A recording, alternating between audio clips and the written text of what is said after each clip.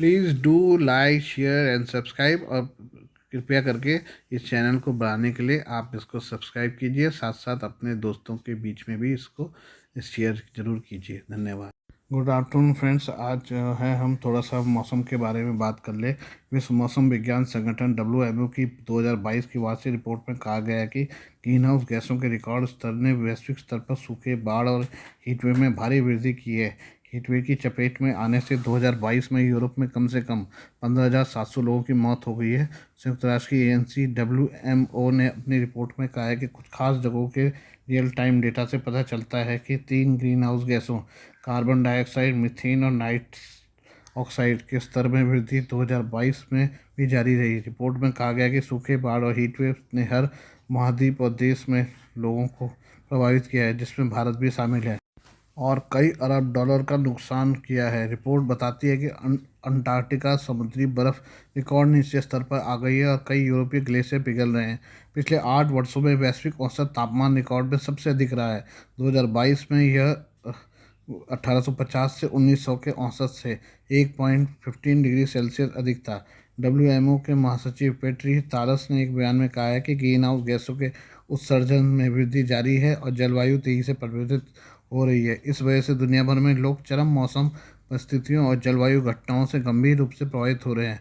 उन्होंने कहा कि उदाहरण के लिए 2022 में पूर्वी अफ्रीका में सूखा जारी रहा, पाकिस्तान में रिकॉर्ड तोड़ बारिश हुई और चीन और यूरोप में रिकॉर्ड तोड़ गर्मी ने लाखों लोगों को प्रभावित किया है। खाद्य संकट को बढ़ावा दिया है, बड़े पैमाने पर लोगों ने पलायन किया और अरबों डॉलर का नुकसान हुआ है। रिपोर्ट में कहा गया कि 2022 में भारत में मानसून समय से पहले आया और समय के बाद वापस हुआ। भारत और पाकिस्तान में मानसून से पहले का समय असाधारण रूप से गर्म था। अत्यधिक गर्मी से अनाज की पैदावार को कम कर दिया है और उत्तराखंड के कई जंगलों में आग लग गई। WMO की रिपोर्ट में कहा गया कि भारत और पाकिस्तान में 2022 प्री मानसून सीजन में हीटवेव ने फसल की पैदावार को कम कर दिया है। नेशनल रिकॉर्ड की शुरुआत के बाद से चीन में सबसे भयानक और लंबे समय तक चलने वाली हीटवेव देखी गई, जो जून के मध्य से अगस्त 2022 के आखिरी तक रही। इसके परिणामस्वरूप 0.5 डिग्री सेल्सियस से अधिक के अंतर से सबसे अधिक गर्मी दर्ज की गई। यूरोप में हीटवेव का कहर देखा गया और गर्मी से हजारों लोगों की मौत हो गई। पाकिस्तान के सेना प्रमुख जनरल असीम मुनीर पदभार ग्रहण करने के बाद पहली बार चीन की यात्रा पर पहुंचे हैं। चीन के सेंट्रल मिलिट्री कमीशन के वाइस चेयरमैन झांग यूसियाओ ने जनरल मुनीर के साथ मुलाकात के बाद कहा कि उनका देश पाकिस्तानी सेना के साथ रिश्ते को न केवल विस्तार देगा बल्कि उसे और मजबूत करेगा। चीन भले ही दिखावे के लिए पाकिस्तान के साथ रिश्ते मजबूत करने का ऐलान कर रहा है, लेकिन विशेषज्ञों की माने तो पाकिस्तान की कंगाली और ख़राब सुरक्षा हालत उसके लिए चिंता का सबब बन गई है। चीन ने जनरल मुनीर के सत्ता संभालने के 5 महीने बीत जाने के बाद अब उन्हें बुलाया है, जो दोनों के बीच रिश्तों में आई दरार को दिखाता है। चीन की सेना के मुख्यालय में जनरल मुनीर का स्वागत किया गया। जनरल मुनीर और चीनी सेना के कमांडर ने साझा सुरक्षा हितों और सैन्य सहयोग पर चर्चा की। पाकिस्तानी सेना ने एक बयान जारी करके कहा कि दोनों सैन्य कमांडरों ने आपसी सुरक्षा हितों की पर चर्चा के साथ साथ क्षेत्र में शांति स्थिति को बरकरार रखने पर जोर दिया। पाकिस्तानी सेना प्रमुख अब चीन के अन्य शीर्ष सैन्य कमांडरों के साथ मुलाकात कर रहे हैं। विश्लेषकों का मानना है कि इस मुलाकात में भारत और अमेरिका का भी मुद्दा प्रमुखता से उठेगा। यह मुलाकात ऐसे समय पर हो रही है जब अमेरिका और चीन के बीच प्रभुत्व कायम करने की होड़ लगी हुई है। अमेरिका के प्रभाव वाला IMF पाकिस्तान को कर्ज नहीं दे रहा है, वहीं चीन के पाकिस्तान को डिफ़ॉल्ट होने से बचाने के लिए नया कर्ज दिया है। पाकिस्तान के कर्ज संकट की प्रमुख वजह भी चीन है, जो अब तक 30 अरब डॉलर से ज़्यादा का कर्ज लाद चुका है। पाकिस्तान में चीन CPEC योजना चला रहा है और इसके जरिए वो अपने फ़ायदे के लिए ग्वादर बंदरगाह और कई आधारभूत ढांचे से जुड़े प्रोजेक्ट को अंजाम दे रहा है। पाकिस्तानी अखबार एक्सप्रेस ट्रिब्यून की रिपोर्ट में विश्लेषकों के हवाले से कहा गया है कि पाकिस्तानी आर्मी चीफ की इस यात्रा पर पश्चिमी देशों के राजनयिकों की करीबी नज़र है। इस यात्रा से तय होगा कि चीन बनाम अमेरिका की लड़ाई में पाकिस्तान के भविष्य की रणनीति क्या होगी। अब तक पाकिस्तान ने कोशिश की है कि वह अमेरिका और चीन दोनों का ही फ़ायदा उठाया जाए। कई विश्लेषकों का कहना है कि अब जिस तरह से महाशक्तियों के बीच विवाद चल रहा है, पाकिस्तान को किसी एक पक्ष लेना ही होगा। चीन के साथ काम करने वाले पाकिस्तान के निवेश बोर्ड के पूर्व चेयरमैन हारून शरीफ कहते हैं कि 30 अरब डॉलर के कर्ज भविष्य के दांव पर लगे होने के कारण पाकिस्तान चीन की को पीठ नहीं दिखा सकता है। विश्लेषकों का कहना है कि चीन पाकिस्तान को खैरात में सब कुछ नहीं दे सकता, क्योंकि वह चीनी नागरिकों की सुरक्षा को लेकर चिंतित है। उसके चलाए जा रहे बिजली घरों का काफ़ी पैसा पाकिस्तान में फंसा हुआ है। इन सबसे इतर चीन इस बात से चिंतित है कि पाकिस्तान में राजनीतिक अस्थिरता बढ़ती जा रही है। उन्होंने कहा कि चीन ये जानना चाहेगा कि इन सब विषयों पर पाकिस्तान के नए आर्मी चीफ की क्या राय है। प्रधानमंत्री नरेंद्र मोदी के इस साल के मध्य में होने वाले अमेरिकी दौरे से पहले ही बाइडेन प्रशासन भारत के साथ एक बड़े रक्षा समझौते को अंजाम देने की तैयारी कर रहा है। इस बात का खुलासा अमेरिका में भारतीय मूल के डेमोक्रेट सांसद की तरफ से ही किया गया है। खन्ना के मुताबिक फाइटर जेट के लिए बनने वाले इंजन की डील पर अमेरिका की ओर से पूरी तैयारी कर ली गई है और पीएम मोदी के दौर से पहले इस पर अंतिम फैसला हो सकता है। अमेरिकी संसद के निचले सदन हाउस ऑफ रिप्रेजेंटेटिव के सदस्य खन्ना ने कहा है कि भारत को पता है कि सोवियत काल के सैन्य उपकरण अब ठीक से काम नहीं करते और रूस भी अब धीरे धीरे चीन की तरफ झुक रहा है। साथ ही भारत भी अब खुले तौर पर अमेरिका के साथ मजबूत रिश्ता बनाने के इच्छुक है। उन्होंने कहा अमेरिकी सरकार की प्राथमिकता है कि यह समझौता जल्द से जल्द हो जाए। उम्मीद है कि प्रधानमंत्री नरेंद्र मोदी के अमेरिका दौरे से पहले हम इस पर काम कर रहे हैं। उन्होंने कहा कि हम यह भी सुनिश्चित करने की कोशिश कर रहे हैं कि पीएम मोदी अमेरिकी संसद के साथ बातचीत करें। दोनों सदनों के उपसभापति स्पीकर से उन्हें न्योता देने का अनुरोध करेंगे। भारतीय मूल के सांसद ने कहा कि हमें रक्षा क्षेत्र में मजबूत होना होगा, यह बेहद अहम समय है। जेट इंजन रक्षा लिहाज से बेहद जरूरी है। खन्ना ने भारत की ऊर्जा और ईंधन जरूरतों को पूरा करने पर भी जोर दिया और कहा कि हमें विकास के लिए एक वैकल्पिक ऊर्जा स्रोत ढूंढना होगा। हमें खुशी है कि भारत ने यूक्रेन में पुतिन के आक्रमण की निंदा की है। भारत और रूस के बीच के रिश्ते अमेरिका के लिए चिंता का विषय नहीं होने चाहिए, क्योंकि हमारी साझेदारी आने वाले दशकों तक चलने वाली है। गौरतलब है कि भारत के पास अभी अधिकतर फाइटर जेट रूसी मूल के हैं। भारत ने अब तक अपने लड़ाकू विमानों के लिए उपकरण भी रूस से ही खरीदे हैं। हालांकि मोदी सरकार अपनी रक्षा खरीद को लगातार विविधता देने की कोशिश कर रही है। इसी सिलसिले में भारत की तरफ से अपने लड़ाकू विमानों के लिए अमेरिकी जेट इंजन लेने पर बात चल रही है। माना जा रहा है कि चीन की बढ़ती चुनौती से निपटने और भारत की रूसी हथियारों पर निर्भरता को कम करने के लिए यह बड़ा कदम साबित हो सकता है। इसी साल की शुरुआत में भारत के राष्ट्रीय सुरक्षा सलाहकार NSA अजीत डोभाल अमेरिका दौरे पर गए थे। यहाँ दोनों देशों के बीच जेट इंजन डील को लेकर बातचीत हुई थी। खबर आई थी कि दोनों देश जनरल इलेक्ट्रिक कंपनी के इंजनों को संयुक्त उत्पादन कर सकते हैं। क्रिटिकल एंड इमेजिंग टेक्नोलॉजी समझौते के तहत ये आम तकनीक भारत को मिल सकती है। बाइडेन प्रशासन जनरल इलेक्ट्रिक कंपनी के प्रस्ताव पर विचार कर रहा है। जल्द ही भारतीय लड़ाकू विमानों में इन इंजनों को इस्तेमाल करने की मंजूरी दे सकता है।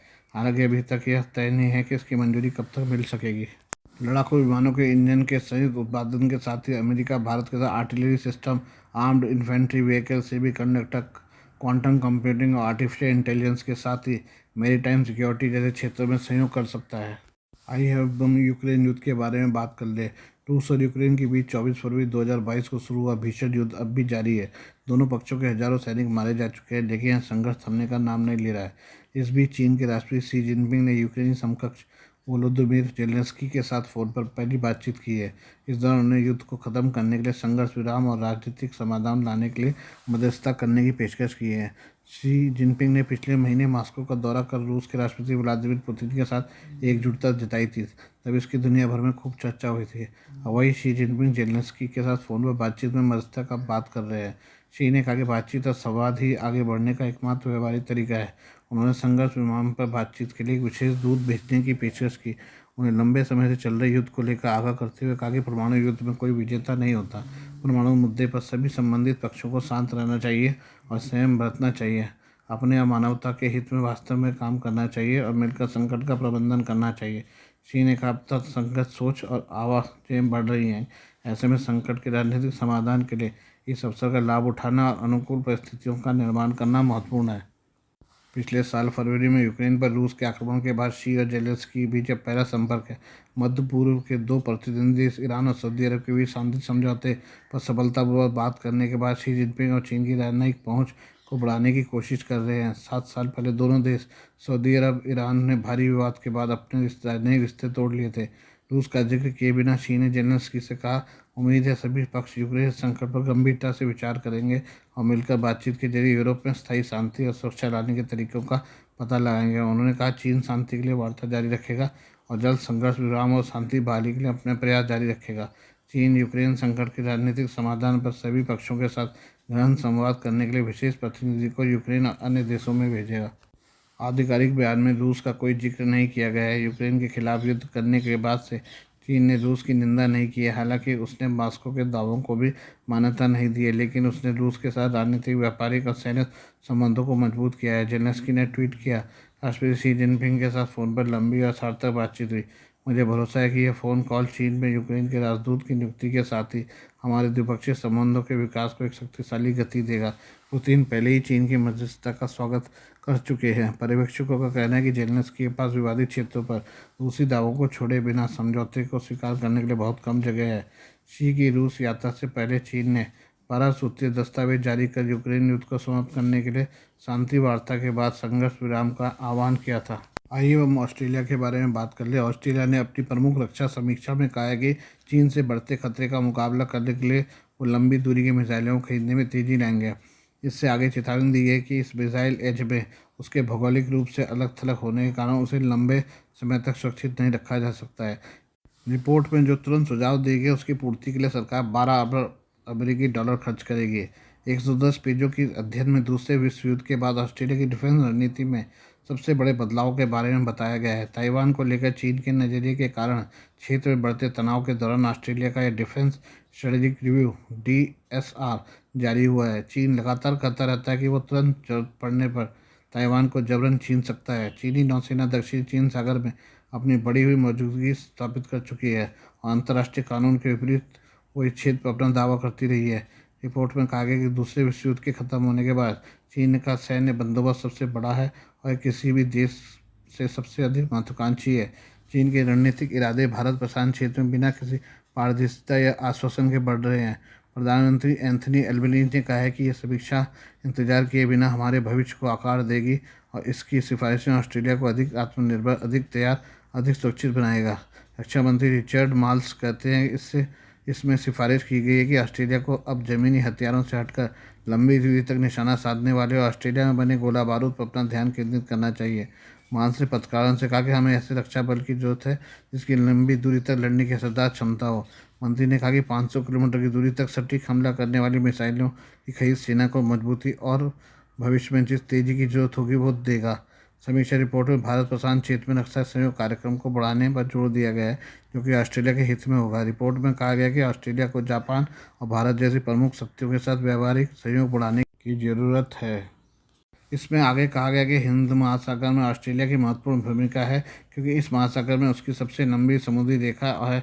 ऑस्ट्रेलिया को भारत और जापान के साथ संबंधों में विस्तार देने की जरूरत है। साल 2022 में थिंक टैंक की रिपोर्ट में ऑस्ट्रेलियाई सेना को एक सबसे खराब आशंका को लेकर चेताया गया था।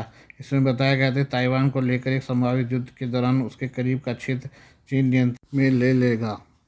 ऑस्ट्रेलियन स्ट्रेटेजिक पॉलिसी इंस्टीट्यूट के विश्लेषक मैल्कम डेविस कहते हैं कि ऑस्ट्रेलिया की नई रक्षा रणनीति का मकसद है जहां तक संभव हो चीन जैसे एक शक्तिशाली दुश्मन को दूर रखा जाए। वो कहते हैं हम कोशिश कर रहे हैं कि चीन अपने बल का इस्तेमाल कर अपने उद्देश्यों को पूरा करने से रोके जो वो ताइवान या दक्षिण चीन सागर में चाह रहा है।